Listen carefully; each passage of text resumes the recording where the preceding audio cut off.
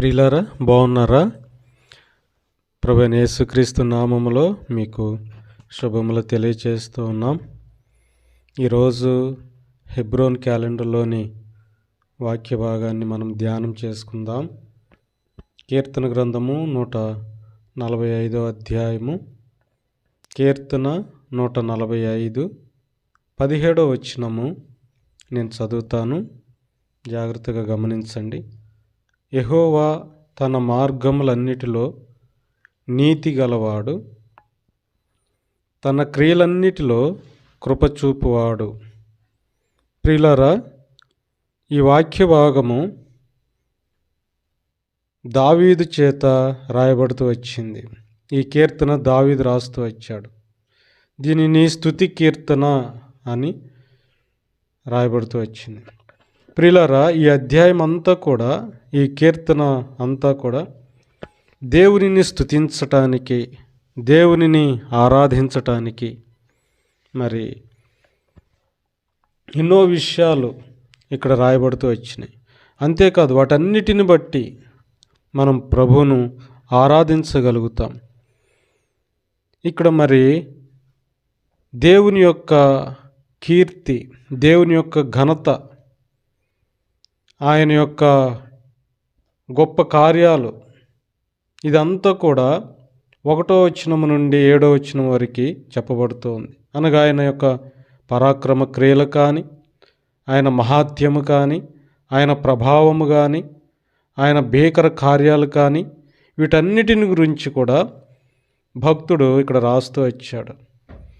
అంతేకాదు, మరి 8వ వచనం నుండి 10వ వచనం వరకు దేవుని యొక్క మంచితనం, ఆయన ఎంతగా దయాదాక్షిణ్యములు గలవాడో, ఎంత దీర్ఘశాంతుడో, ఎంత కృపాతిశయం గలవాడో, ప్రజలందరికీ కూడా ఎలాగూ ఉపకారం చేసేవాడుగా ఉన్నాడో, ఇవన్నీ కూడా అక్కడ రాయబడుతూ వచ్చారు.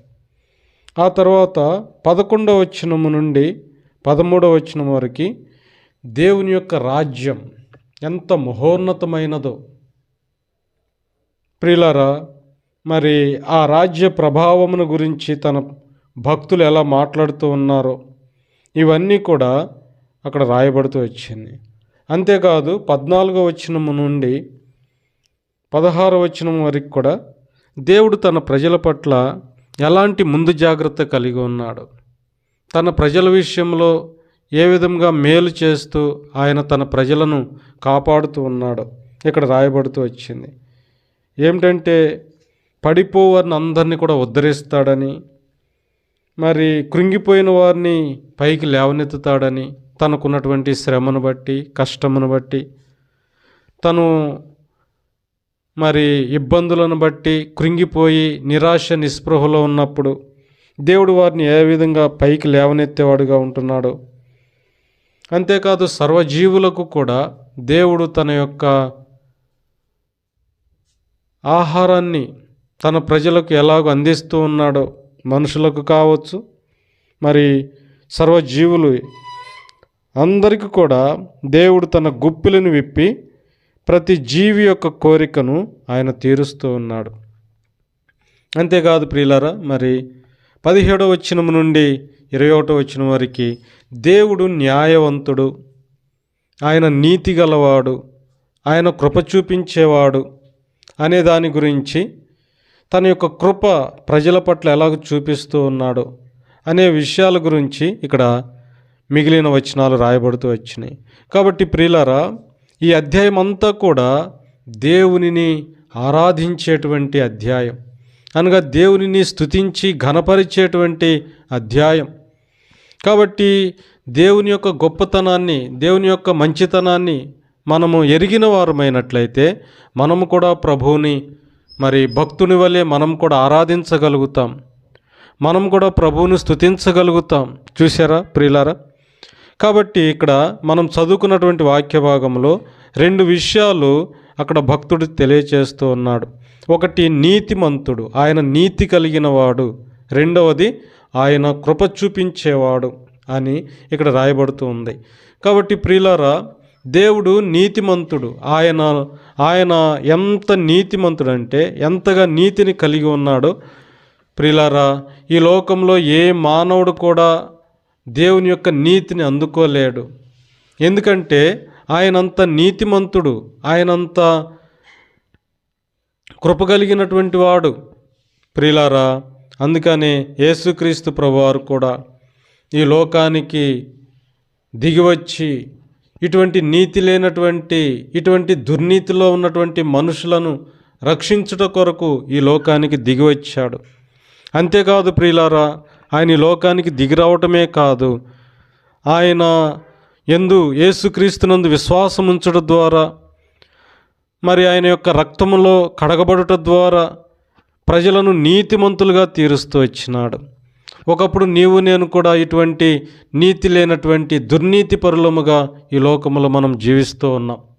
ప్రియులారా, అటువంటి నీతి లేనటువంటి ప్రజలమైనటువంటి మనలను దేవుడు తన నీతిని నీకు నాకు అనుగ్రహిస్తూ ఉన్నాడు. ఆయన యొక్క పరిశుద్ధమైన రక్తము ద్వారా నిన్ను నన్ను కడిగి పవిత్రపరచి తన నీతిని, తనలో ఎటువంటి నీతి ఉన్నదో, మానవుడు అందుకోలేనటువంటి అంతస్తు కలిగినటువంటి నీతి ఏదైతే ఆయన కలిగి ఉన్నాడో ఆ నీతిని దేవుడు పాపాత్ముడైనటువంటి మానవునికి అనుగ్రహిస్తూ ఉన్నాడు. చూసారా ప్రియులారా, ఇదంతా కూడా కేవలము తన యొక్క కృప ద్వారానే మానవునికి అనుగ్రహిస్తూ ఉన్నాడు.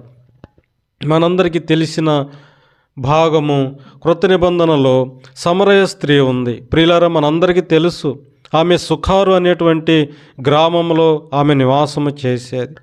తన యొక్క జీవన విధానము, తన యొక్క వ్యక్తిత్వము ఎంతో పాడైపోయినదిగా ఉంటూ ఉంది. ప్రియులారా, తన జీవితాన్ని తను పాడు చేసుకుంటూ వచ్చింది. ఎందుకంటే తను 5 పెనిమిట్లు కలిగి ఉంటూ వచ్చింది. 5 ఆమె కాపురం చేస్తూ వచ్చింది. ప్రియులారా, వరుసగా అందరితో అక్రమ సంబంధాలు కలిగి ఉంటూ వచ్చింది. తన యొక్క నైతికత లేనటువంటి జీవితాన్ని బట్టి ఆ గ్రామంలో ఆమె ఎంతో తృణీకరించబడుతూ, ఆమె అందరి చేత ద్వేషించబడుతూ, దూషించబడుతూ వచ్చింది. ప్రియులారా, అందరితో కలిసిమెలిసి ఉండటానికి ఆమెకు అవకాశం లేదు. ఎందుకంటే బయటకు వెళితే చాలు మనుషులందరూ కూడా తనను అనేక రకాలుగా ఆమెను మరి దూషిస్తూ ఉన్నారు. తన యొక్క జీవితాన్ని బట్టే, తన పాడైపోయినటువంటి జీవితాన్ని బట్టే ఆ విధంగా ఆమె అవమానపరచబడుతూ ఆ గ్రామంలో ఆమె అవమానపరచబడుతూ వచ్చింది. ప్రియులారా, అటువంటి అవమానకరమైనటువంటి ఆ జీవితాన్ని కలిగి ఉన్నటువంటి ఆమె, ప్రియులారా, ఆమె నీతి అనేటువంటిది లేకుండా ఈ లోకంలో జీవిస్తూ వచ్చింది. అంతేకాదు, తను విచ్చలవిడి జీవితానికి అలవాటు పడి ఏ మాత్రము కూడా నైతికత అనేటువంటిది లేకుండా ఆమె జీవిస్తూ వచ్చింది. ప్రియులారా, అయితే అటువంటి జీవితం కలిగినటువంటి ఆమె గ్రామంలో బయటికి రావాలంటే, ప్రజల ముందుకు రావాలంటే భయముతో ఆమె బయటికి రాలేని స్థితిలో ఉంటూ ఉంది. సాధారణంగా అందరూ ఏదైనా పనులు చేసుకోవాలంటే ఉదయకాలమే, తర్వాత సాయంకాలమో పనులు చేసుకుంటూ ఉంటారు. నీళ్లు తెచ్చుకోవాలన్నా, ఏమన్నా చేసుకోవాలన్నా. అయితే ప్రియులారా, ఈమె గ్రామంలో నుండి ప్రజల ముందుకు రావడానికి ఆమెకు ధైర్యం చాలక తన యొక్క జీవితాన్ని బట్టి ఎవ్వరూ లేని సమయంలో, మధ్యాహ్న కాల సమయంలో, 12 గంటల సమయంలో ఆమె బయటకు వచ్చి తను పని చేసుకుంటూ ఉండేది. ఆ విధానంలోనే ఆమె నీళ్లు తీసుకుని రావటానికి యాకోబు బావి దగ్గరికి, ఆ గ్రామంలో ఉన్నటువంటి యాకోబు బావి దగ్గరికి ఆమె వెళ్ళింది. అదే సమయంలో యేసుక్రీస్తు ప్రభువారు అక్కడ ఉన్నారు. ఆమెతో మాట్లాడుతూ వచ్చారు. తన యొక్క జీవితాన్ని ఆయన బట్టబయలు చేస్తూ వచ్చాడు. తన అంతరంగ జీవితాన్ని ఆయన బట్టబయలు చేస్తూ వచ్చాడు. ప్రియులారా, ఆమె ఆ మాటలు విన్న తర్వాత ఆయన దేవుని యొక్క యేసుక్రీస్తు ప్రభు యొక్క మాటలు విన్న తర్వాత ఆమె జీవితం మార్చబడుతూ వచ్చింది. చూసారా ప్రియులారా, ఆమె నీతి లేనటువంటి ఆ జీవితము కలిగి ఉన్నటువంటి ఆమె, యేసు ప్రభువారు ఎప్పుడైతే ఆమెతో మాట్లాడుతూ వచ్చాడో దేవుని యొక్క నీతి ఆమెకు ఆపాదించబడుతూ వచ్చింది. తన జీవితం మార్చబడుతూ వచ్చింది. అంతేకాదు, అక్కడ ముఖ్యంగా రాయబడుతూ వచ్చినటువంటి మాట ఏమిటంటే, తన కొండను విడిచిపెట్టింది అని అక్కడ మనం చదువుతూ ఉన్నాం. ప్రియులారా, ఆమె ఏ పని మీద వచ్చిందో ఆ పని విషయంలో ఆమె ఇప్పుడు మర్చిపోయింది. దేవుని యందు ఉత్సాహముతో, సంతోషముతో ప్రియులారా మార్చబడినటువంటి తన హృదయం, మార్చబడినటువంటి తన జీవితాన్ని బట్టి ఎంతో సంతోషముతో, ఆనందముతో గంతులు వేస్తూ ఆమె గ్రామంలోనికి వెళ్ళి, నేను చేసినవన్నీ నాతో చెప్పినటువంటి ఈయన మెస్సే కాదా, క్రీస్తు కాడా అని ప్రకటిస్తూ వచ్చింది. ప్రియులారా, నీతి లేనటువంటి ఆమె యొక్క జీవితం ఎంతగా మార్చబడుతూ వచ్చిందో, కేవలము దేవుడు తన యొక్క కృపను బట్టి పాడైపోయి చెడిపోయినటువంటి తన జీవితాన్ని ఆయన బాగు చేస్తూ వచ్చాడు. ప్రియులారా, తన యొక్క నీతి మానవునికి అనుగ్రహిస్తూ ఉన్నాడు. కాబట్టి నీవు నేను కూడా ఇలాంటి జీవితంలో ఉన్నప్పుడు యేసుక్రీస్తు ప్రభు దగ్గరకు వస్తే ఆయన మన జీవితాన్ని కూడా మార్చగలడు. ఆయన మనకు కూడా తన నీతిని అనుగ్రహించగలడు. గొప్ప నీతి ఆయన నీకు నాకు అనుగ్రహించగలడు.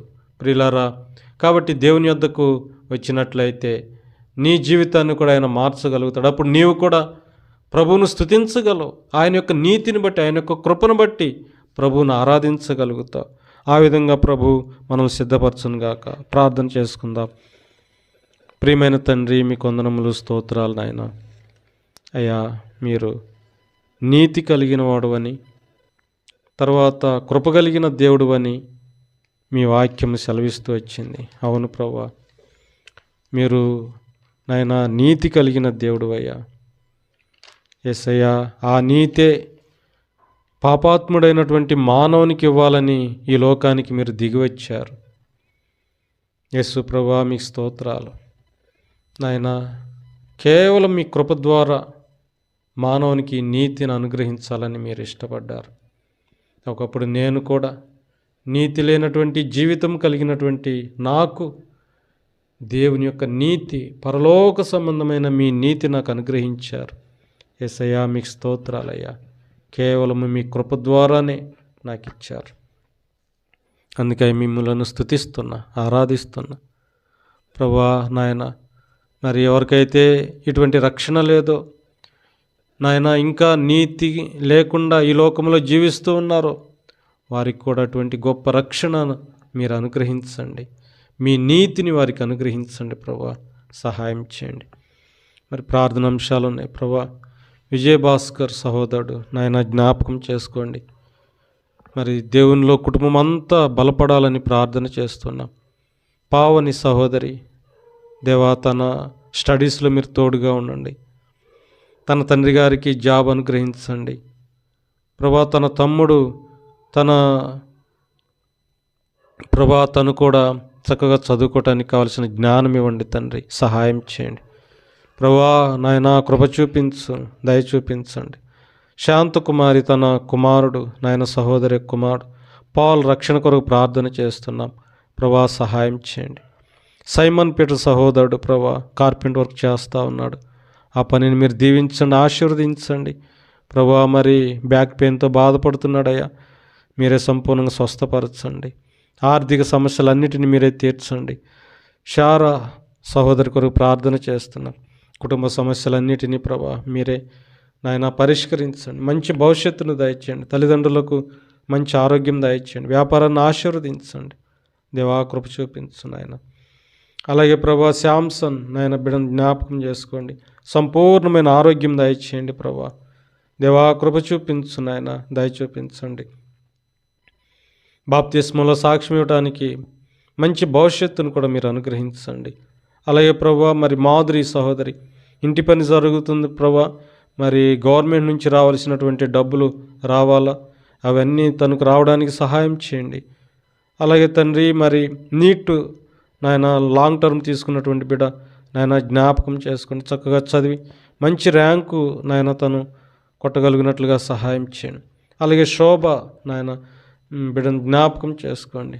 జాబ్ కొరకు ప్రార్థన చేస్తున్నాం, తనకు జాబ్ అనుగ్రహించండి ప్రభా, సహాయం చేయండి. ఈ దినమంతటి కొరకు మీరే సిద్ధపరచండి ప్రభా, మేలు కొరకే జ్ఞాపకం చేసుకోండి. వందనములు, స్తోత్రాలు. మా ప్రార్థన విన్నందుకు మిమ్మల్ని స్తుతిస్తూ ఆరాధిస్తూ యేసు ప్రభు నామం పేరిట ప్రార్థించి అడిగి పెట్టుకుంటున్నాము తండ్రి, ఆమెన్.